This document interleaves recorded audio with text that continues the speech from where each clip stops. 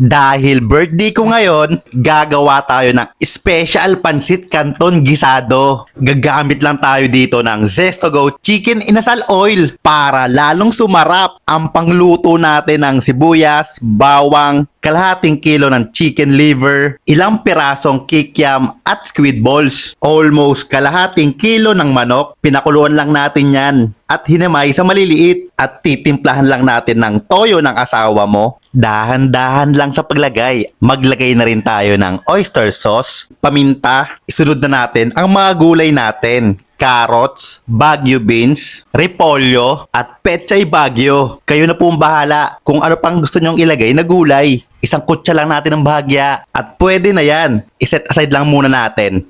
Chicken stock, yung tubig na gamit natin sa chicken kanina. Toyo ng jowa mo, oyster sauce, at paminta. Kapag kumulo na, ilagay na po natin yung 1 kilong noodles. Titikman lang po natin kung malambot na. Kapag ganyan, mag-plating na po tayo. Maraming salamat po sa lahat ng sumusuporta sa Bayaw Mike. 100k na po pala tayo sa TikTok. Pakisuportahan naman din po ang bago nating gawang YouTube channel at FB page. Paki-subscribe at follow. Kapag na-monetize po tayo, mamimigay tayo ng ayuda sa followers natin. Kain na po. Thank you Lord. Panalo!